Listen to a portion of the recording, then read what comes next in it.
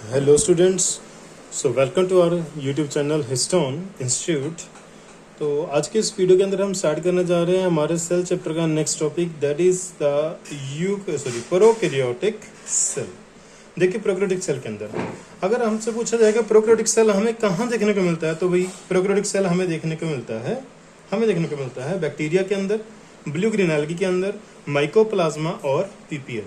देखिए माइकोप्लाज्मा और पीपीएल क्या होता है, सेम होता है, लेकिन हमारी एनसीईआरटी को दो बार लिखते हैं तो हम इसको दो बार ही पढ़ेंगे। जनरली देखिए प्रोकैरियोटिक सेल जो होते हैं वो जनरली स्मॉलर होते हैं और as compare to eukaryotic cell वो स्मॉलर के साथ साथ वो मल्टीप्लाई भी रैपिडली करते हैं, यानी कि उनकी सेल डिवीजन यूकैरियोटिक सेल के कंपैरिजन में फास्ट होती है।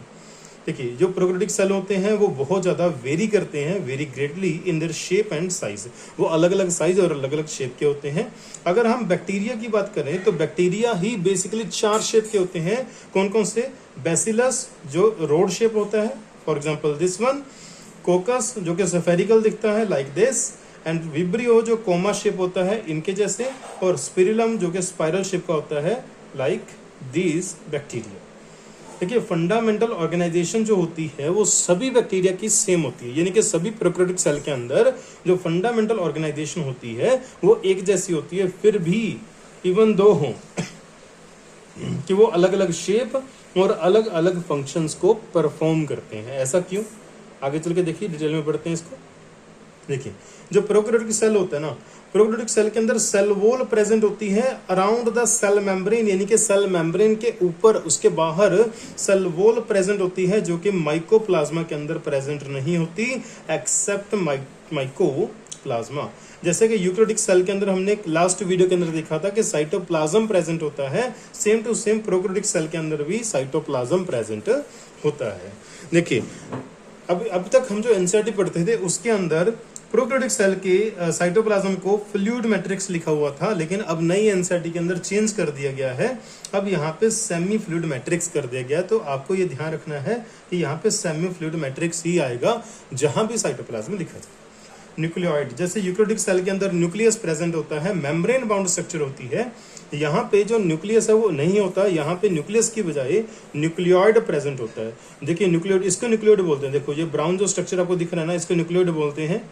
ये अपने आप में एक ऐसी स्ट्रक्चर है, ये अपने आप में ऐसी स्ट्रक्चर है जिसके ऊपर कोई मेम्ब्रेन कवरिंग नहीं होती और ये अपने में एक सिंगल स्ट्रक्चर होती है। देखिए हमारे हर एक सेल के न्यूक्लियस में 46 डीएनए मॉलिक्यूल्स होते हैं, यानी कि क्रोमोसोम्स होते हैं, लेकिन यूकैरियोटिक सेल के अंदर सिर्फ एक होता है, सिंगल होता है, सर्कुलर होता है, यानी कि इसका कोई एंड नहीं होता, क्रोमोसोमल नेचर का होता है। क्रोमोसोमल का मतलब है जो सेल को कंट्रोल करता है, नेकेड होता है, इसके ऊपर कोई कवरिंग नहीं होती और डबल स्टैंडर्ड डीएनए से बना होता है। इसके अंदर हिस्टोन प्रोटीन्स नहीं होते।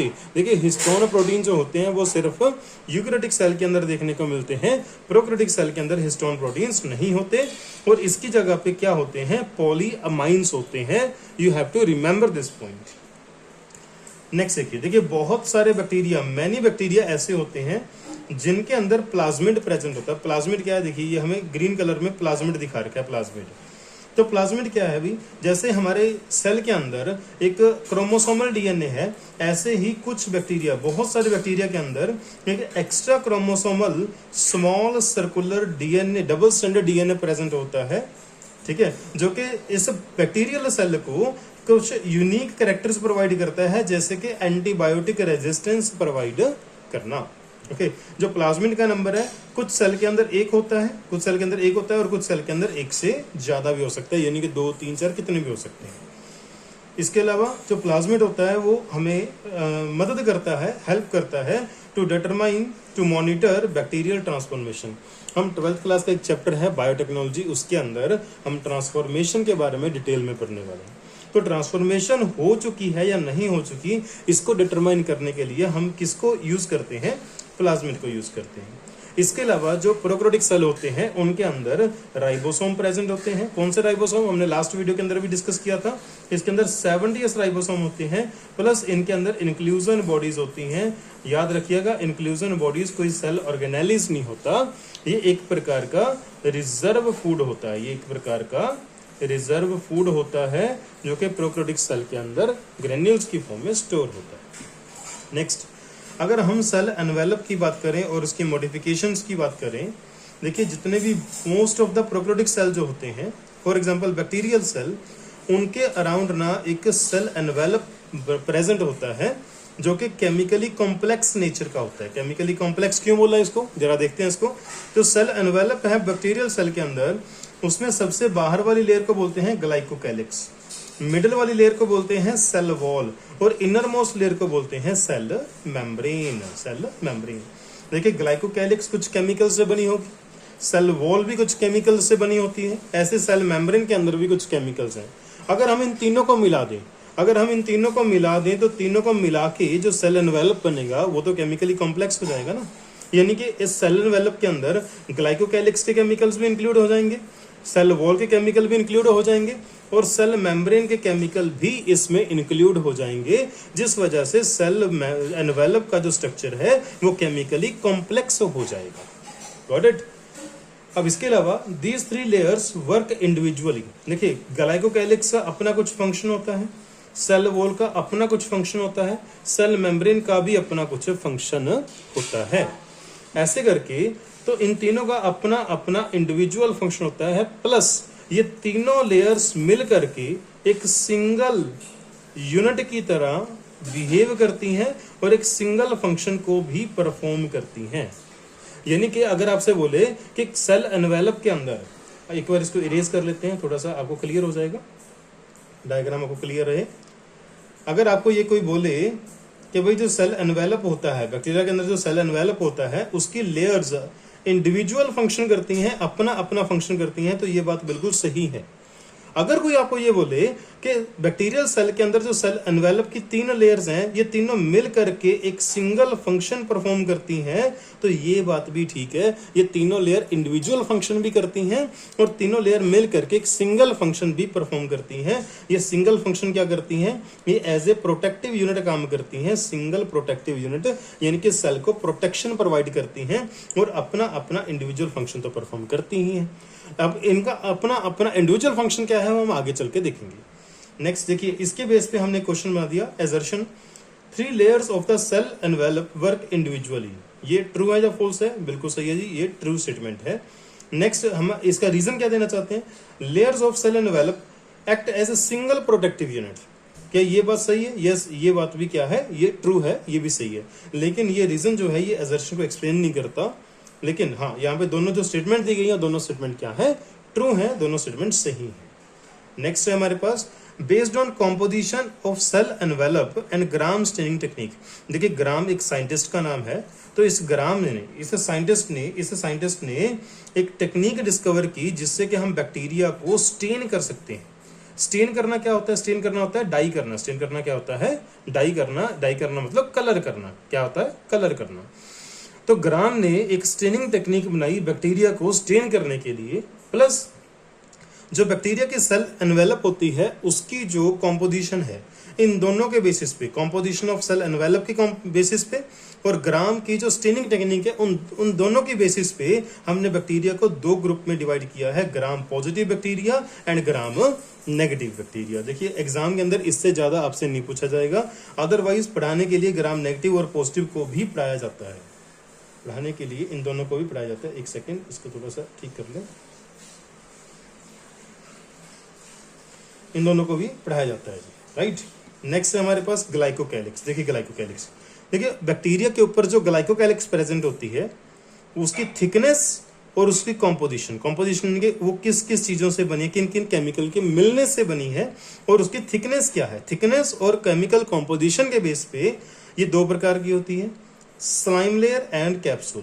देखिए अगर ग्लाइकोकैलिक्स थिन एंड लूज है, अगर ग्लाइकोकैलिक्स कैसी है, थिन एंड लूज है, तो हम उसको स्लाइम लेयर बोलेंगे। अगर वो थिक एंड टफ है, अगर ग्लाइकोकैलिक्स थिक और टफ है, तो हम उसको क्या बोलेंगे, कैप्सूल बोलेंगे। क्या बोलेंगे इसको? कैप्सूल बोलेंगे।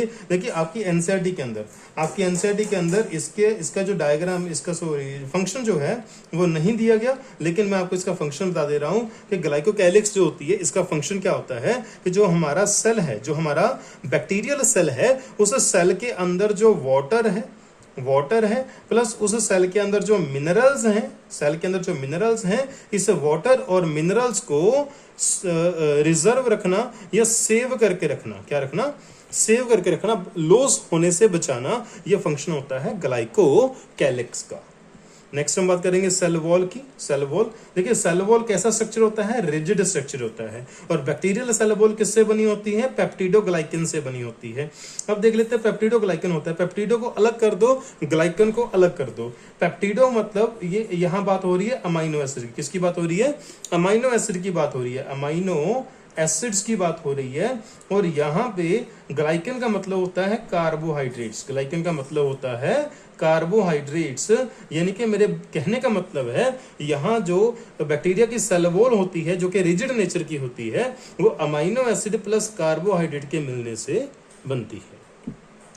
और इसके अलावा इसके फंक्शंस क्या है, इसका फंक्शन है भाई सेल की शेप को फिक्स करके रखना, डिटरमाइन करना, और सेल को एक स्ट्रक्चरल सपोर्ट प्रोवाइड करना। और इसके अलावा अगर हम बैक्टीरियल सेल को किसी हाइपरटोनिक या हाइपोटोनिक मीडियम में रखते हैं तो ना तो ये सेल बर्स्ट करेगा यानी कि ब्लास्ट होगा, और ना ही ये सेल कलेप्स करेगा, यानी कि जो सेल वॉल होती है वो बैक्टीरिया को हाइपरटोनिक या हाइपोटोनिक मीडियम के अंदर बर्स्ट होने से और कलेप्स होने से प्रिवेंट करती है, बचाती है। नेक्स्ट हमारे पास प्लाज्मा मेम्ब्रेन। देखिए प्लाज्मा मेम्ब्रेन जो होती है, जैसी कि प्लाज्मा मेम्ब्रेन हमारे यूकैरियोटिक सेल के अंदर होती है, वैसे ही प्लाज्मा मेम्ब्रेन हमारे प्रोकैरियोटिक सेल के अंदर होती है। जैसा कि हमने यहाँ पे बताया है, प्रोकैरियोटिक सेल की सेल मेम्ब्रेन और यूकैरियोटिक सेल की सेल मेम्ब्रेन दोनों केमिकली एक जैसी होती हैं, दोनों ही सिलेक्टिवली परमिएबल नेचर की होती हैं।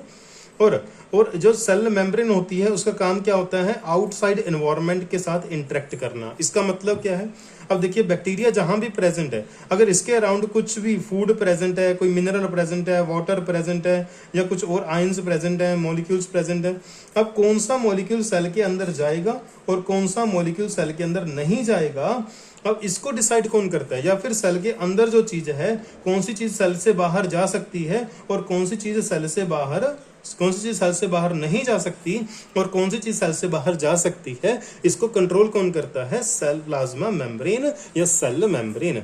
ओके, तो इसी चीज को कि सेल के अंदर क्या आ सकता है, क्या नहीं आ सकता, सेल से बाहर क्या जा सकता है, क्या नहीं जा सकता, इसी चीज को हम बोलते हैं interact with outside world. Mesosome. देखिए मीजोसोम क्या है, देखिए जो बैक्टीरियल सेल होते हैं ना, बैक्टीरियल सेल, आपको बैक्टीरियल सेल की सपोज करो ये बैक्टीरियल सेल है और ये उसकी क्या है, सेल मेम्ब्रेन या प्लाज्मा मेम्ब्रेन। आपको ना बैक्टीरियल सेल के अंदर प्लाज्मा मेम्ब्रेन के अंदर एक ऐसा फोल्ड देखने को मिलेगा जो अंदर की ओर इनवर्ड जो फोल्ड है, इस फोल्ड को हम क्या बोलते हैं, हम इस फोल्ड को बोलते हैं मीजोसोम। हम इस फोल्ड को बोलते हैं मीजोसोम। ठीक है, तो मीजोसोम एक प्रकार की सेल के अंदर प्लाज्मा मेम्ब्रेन की इनफोल्डिंग होती है, प्लाज्मा मेम्ब्रेन की इनफोल्डिंग होती है। और मीजोसोम की अलग अलग स्ट्रक्चर होती है अलग अलग सेल के अंदर। अब जैसे यहाँ पे हम देख रहे हैं तो ये तो वेसिकल जैसा दिख रहा है, अब कई जगह ये लंबी लंबी ट्यूब जैसा स्ट्रक्चर बनाता है तो उसको टिब्यूल बोलेंगे, और कुछ जगह एक ये शीट जैसा स्ट्रक्चर बनाता है, उसको हम लैमेले बोलते हैं। क्या बोलते हैं उसको लैमेले बोलते हैं, राइट। अब यहाँ पे हमारे पास क्या है, फंक्शंस ऑफ मीजोसोम। मीजोसोम के फंक्शन क्या है, ये इंपॉर्टेंट क्वेश्चन, इसके ऊपर क्वेश्चन बन के आता है एग्जाम में। देखिए कैसे, जो मीजोसोम है उसका काम होता है सेल वॉल की फॉर्मेशन करना, डीएनए रेप्लिकेशन करना। अब डीएनए रेप्लिकेशन करेंगे तो यहाँ एक डीएनए से 2 डीएनए मॉलिक्यूल बन जाएंगे, एक डीएनए से 2 डीएनए मॉलिक्यूल बन जाएंगे। अब सेल 2 डीएनए मॉलिक्यूल का क्या करेगा, अब सेल क्या करेगा, अब सेल डिवाइड करेगा, एक डीएनए एक सेल में चला जाएगा, दूसरा डीएनए मॉलिक्यूल दूसरे सेल में चला जाएगा। तो यहाँ पे मीजोसोम का फंक्शन है सेल वॉल की फॉर्मेशन करना, डीएनए की रेप्लिकेशन करवाना, फिर उन दोनों डीएनए को डिस्ट्रीब्यूट करना 2 अलग अलग डॉटर सेल के अंदर। इसके अलावा जैसे यूकैरियोटिक सेल के अंदर माइटोकॉन्ड्रिया होता है रेस्पिरेशन करवाने के लिए, तो मीजोसोम खुद इस सेल की रेस्पिरेशन करवाता है। प्लस मीजोसोम की वजह से सेल मेम्ब्रेन का सरफेस एरिया इंक्रीज करता है, और क्योंकि इस मेम्ब्रेन के अंदर रेस्पिरेटरी एंजाइम होते हैं, जब इस मेम्ब्रेन का सरफेस एरिया बढ़ेगा तो एंजाइम कंटेंट भी तो बढ़ जाएगा ना। सरफेस एरिया, मेम्ब्रेन के अंदर एंजाइम है, और मेम्ब्रेन का जब सरफेस एरिया बढ़ेगा तो एंजाइम की अमाउंट बढ़ जाएगी। इसके अलावा देखिए हमारे सेल के अंदर, यूकैरियोटिक सेल के अंदर गोल्जी बॉडीज होती हैं जो कि सिक्रीशन करवाती हैं, लेकिन यहाँ पे नहीं होती। तो यहाँ पे जो सिक्रीशन का काम है वो भी कौन करता है, मीजोसोम करता है। तो ये 7 जो फंक्शंस हैं ये आपकी एनसीईआरटी बुक में क्लियर कर दे रखे हैं। आपको ये 7 फंक्शंस देके पूछा जा सकता है भाई बताओ इनमें से कौन कौन से या कितने ऐसे फंक्शन है जो मीजोसोम परफॉर्म करता है। तो आपको ये फंक्शन याद रखने हैं। नेक्स्ट हम बात कर लेते हैं साइनोबैक्टीरिया की। देखिए कुछ बैक्टीरिया ऐसे होते हैं लाइक साइनोबैक्टीरिया जिनके अंदर मीजोसोम जैसा स्ट्रक्चर एक और होता है। सपोज करो ये हमारा मीजोसोम है और इसके अलावा आपको एक और मीजोसोम जैसा स्ट्रक्चर देखने को मिलेगा कुछ सेल के अंदर, और इसको हम बोलते हैं क्रोमेटोफोर। इसको हम बोलते हैं क्रोमेटोफोर क्योंकि इसके अंदर फोटोसिंथेटिक पिगमेंट्स होते हैं जो कि सनलाइट की एनर्जी को एब्जॉर्ब करते हैं और फोटोसिंथेसिस करवाते हैं। क्या करवाते हैं? फोटोसिंथेसिस करवाते हैं। साइनोबैक्टीरिया को ब्लू ग्रीन एल्गी भी बोलते हैं और ब्लू ग्रीन एल्गी का काम होता है फोटोसिंथेसिस करवाना। तो यहाँ पे हमने लिख दिया अदर मेम्ब्रेनस एक्सटेंशन होती है मीजोसोम की जैसी, और इसके अंदर पिगमेंट होते हैं जो कि फोटोसिंथेसिस करवाते हैं। इस बात को आप याद रखेंगे।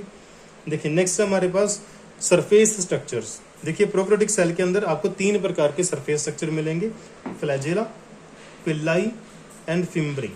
इन तीनों को एक एक बार देख लेते हैं। ये स्ट्रक्चर आपको यहाँ पे दिखा रखा है। इसका एनसीईआरटी के अंदर बहुत ज़्यादा डिटेल नहीं दे रखी इसकी, तो हम इसको बहुत ज़्यादा डीपली नहीं पढ़ेंगे। ये फ्लैजेलिन प्रोटीन से बना होता है, थिन होता है और फिलामेंटस यानी कि लॉन्ग धागे जैसी स्ट्रक्चर होती है, थ्रेड लाइक स्ट्रक्चर होती है। ये सेल वॉल के ऊपर एक्सटेंड करता है यानी कि सेल वॉल से इसकी एक्सटेंशन बनती है और ये सेल को मोटिलिटी प्रोवाइड करता है। ओके, अगर सेल मोटाइल है तो फ्लैजेला प्रेजेंट होगा, अगर सेल मोटाइल नहीं है तो फ्लैजेला प्रेजेंट नहीं होगा। पिल्लाई की बात करें तो पिलिन प्रोटीन से बना होता है। ये भी एक इलोंगेटेड ट्यूबुलर स्ट्रक्चर होती है। इसका मोटिलिटी से कोई लेना देना नहीं होता, ये सेल को मोटिलिटी प्रोवाइड नहीं करता। ये कॉन्जुगेशन के अंदर हेल्प करता है। कॉन्जुगेशन क्या है इसको हम 12th क्लास के एक चैप्टर के अंदर देखेंगे, यहाँ पे इसका कोई लेना देना नहीं है। और फिम्ब्रे की बात करें, ये भी एक स्पेशल प्रोटीन से बना होता है। ये स्मॉल ब्रिस्टल लाइक स्ट्रक्चर होती है। देखिए ब्रिस्टल क्या होता है? ब्रिस्टल होता है छोटे छोटे कांटे जैसे स्ट्रक्चर। इसका मोटिलिटी से कोई लेना देना नहीं है, लेकिन इसका काम क्या होता है, जैसे कोई बैक्टीरिया हमारे इंटेस्टाइन में चला गया तो इंटेस्टाइन के अंदर अगर हम पानी पिएंगे तो पानी तो उसको वॉश आउट कर देगा ना इंटेस्टाइन में से, लेकिन फिम्ब्रिया क्या करते हैं, उस बैक्टीरिया को हमारे टिश्यू के साथ, अगर वो नदी के पानी में है तो पत्थरों के साथ उसको अटैच करवाते हैं, पत्थरों के साथ उसको अटैच करवाते हैं। सो this is the function of your fimbriae. Next हम बात करेंगे राइबोसोम। राइबोसोम प्रोकैरियोटिक सेल के अंदर राइबोसोम प्रेजेंट होते हैं जिनके ऊपर मेम्ब्रेन कवरिंग नहीं होती, और ये सेल मेम्ब्रेन प्रोकैरियोटिक सेल की जो मेम्ब्रेन है उसके साथ अटैच होते हैं। ये कौन से राइबोसोम होते हैं? 70S राइबोसोम होते हैं जिसके अंदर 2 सब यूनिट होती है। कौन कौन सी? 50S एंड 30S सब यूनिट्स। और इसका साइज कितना होता है? 15 to 20 नैनोमीटर। देखिए राइबोसोम का साइज आपको सिर्फ एनसीईआरटी में यहीं दिया गया है और इस चैप्टर के अंदर कहीं भी नहीं दिया गया। तो अगर राइबोसोम का कोई साइज पूछे तो आप यही बताओगे 70S का साइज है 15 to 20 नैनोमीटर। राइबोसोम का फंक्शन क्या होता है? प्रोटीन्स को सिंथेसाइज करना। और बहुत सारे राइबोसोम, जब एक सिंगल, मान लो कि सिंगल हमारा mRNA है, क्या है ये हमारा mRNA है, जब mRNA के साथ बहुत सारे राइबोसोम अटैच हो जाते हैं, बहुत सारे राइबोसोम अटैच हो जाते हैं, तो इन सभी को हम एक साथ क्या बोलते हैं? पॉलीसोम या फिर बोलते हैं पॉलीराइबोसोम। एक जो राइबोसोम है इससे बनेगा एक प्रोटीन। तो अगर 4 राइबोसोम है तो चारों से 4 प्रोटीन बनेंगे। चारों से कितने प्रोटीन बनेंगे? 4 प्रोटीन बनेंगे। नेक्स्ट बात करते हैं इंक्लूजन बॉडीज। जो इंक्लूजन बॉडीज होते हैं उनके ऊपर भी कोई मेम्ब्रेन कवरिंग नहीं होती, और वो क्या करती हैं, कुछ फूड को एज ए रिजर्व स्टोर करती हैं। और जो प्रोकैरियोटिक सेल के अंदर इनको बोलते हैं इंक्लूजन बॉडी, यानी कि प्रोकैरियोटिक सेल के अंदर कुछ नॉन मेम्ब्रेन बाउंड ग्रेन्यूल्स होते हैं जिसके अंदर फूड स्टोर होता है और उनको हम बोलते हैं inclusion bodies.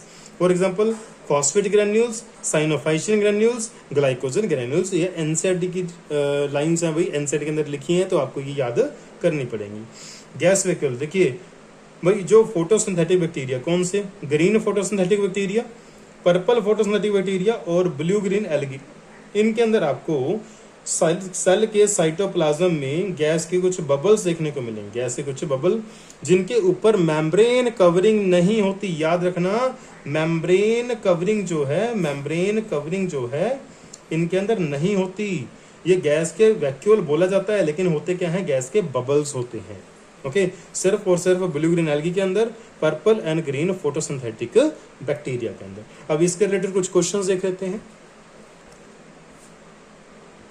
Which is the only organelle found in prokaryotic cell? भाई प्रोकैरियोटिक सेल के अंदर सिर्फ राइबोसोम देखने को मिलते हैं, इनके अलावा कोई और ऑर्गेनेली देखने को नहीं मिलता। Which of the following statement is incorrect with respect to prokaryotes? They have 70s ribosome, ये तो सही है भाई, हमें तो इनकरेक्ट बताना है, incorrect. They multiply much faster than eukaryotic cell, ये भी सही है। They have primitive type of cell that lack nucleus, ये भी सही लिखा है। They have membrane bound cell organelle like ER, भाई मेम्ब्रेन बाउंड सेल ऑर्गेनेलीज नहीं होते, so this is the incorrect statement, और ये हमारा क्या आएगा, आंसर आएगा यहाँ पे। नेक्स्ट क्वेश्चन है the organelle found in both prokaryotic and eukaryotic cell is, भाई ऐसा कौन सा ऑर्गेनेली है जो दोनों सेल के अंदर पाया जाता है, भाई वो भी क्या आएगा हमारे पास, राइबोसोम। 70s राइबोसोम होते हैं प्रोकैरियोटिक सेल के अंदर, प्लस यूकेरियोटिक सेल दोनों के अंदर होते हैं, और 80s राइबोसोम सिर्फ और सिर्फ यूकेरियोटिक सेल के अंदर होते हैं। नेक्स्ट है हमारे पास प्लास्टिड्स कंटेन, जो प्लास्टिड्स होते हैं भाई उसके अंदर कौन सा डीएनए होता है, भाई उसके अंदर होता है double standard circular DNA, that is D option, that is D option. The genomic DNA of A bacterium is, bacterium का जो जीनोमिक डीएनए जिसको हमने क्रोमोसोमल डीएनए बोला था, जिसको हमने न्यूक्लियोइड बोला था, वो कैसा होता है भाई, सर्कुलर होता है। कैसा होता है वो, सर्कुलर होता है। Next, which of the following is not a structure of prokaryotic flagella, ऐसा कौन सा स्ट्रक्चर है इन चारों में से जो कि फ्लैजेला का पार्ट नहीं है। भाई फ्लैजेला के 3 पार्ट्स होते हैं, कौन कौन से, एक होता है हुक, एक होता है फिलामेंट, एक होता है बेसल बॉडी। सेंट्रियोल जो होता है ये अपने आप एक ऑर्गेनेली होता है एनिमल सेल के अंदर। कौन से सेल के अंदर, एनिमल सेल के अंदर। हमने लास्ट वीडियो के अंदर हमने इसको डिस्कस किया था, ये भी एक नॉन मेम्ब्रेन बाउंड ऑर्गेनेली होता है सिर्फ और सिर्फ एनिमल सेल के अंदर, ठीक है। तो ये हमारे फ्लैजेला का स्ट्रक्चर नहीं है, तो इसको हम, ये हमारा क्या आएगा, आंसर। नेक्स्ट और लास्ट क्वेश्चन है हमारा, gas vacuoles are found in, भाई गैस वैक्यूल जो होते हैं वो कहाँ पे होते हैं जी, ब्लू ग्रीन एल्गी के अंदर, यस। बैसिलस के अंदर नहीं होते। Green and purple photosynthetic bacteria के अंदर यस होते हैं। इसका मतलब यहाँ पे क्या आएगा, more than one option is correct, तो हमारा आंसर क्या आएगा, डी ऑप्शन। तो चलिए हमारा आज का टॉपिक यहीं तक समाप्त होता है। तो नेक्स्ट वीडियो के अंदर हम देखेंगे यूकेरियोटिक सेल के बारे में। आई होप कि आपको ये वीडियोस अच्छी लग रही होंगी। नीट के बच्चों के लिए बहुत अच्छे से मैंने इसको डिज़ाइन किया हुआ है, आप सीरियसली इसको देखते जाइए और जितना हो सके उतने प्रैक्टिस करने पे जोर दीजिए, एनसीईआरटी को पढ़िए। और कोई भी अगर आपको क्वेरी होती है तो आप कमेंट के अंदर मुझे कमेंट कर सकते हैं, तो मैं आपको डेफिनेटली उसका रिप्लाई करूंगा। और अगर आपको ये वीडियो अच्छी लगे तो अपने दोस्तों के साथ शेयर कीजिए, लाइक कीजिए, और thank you, have a nice day.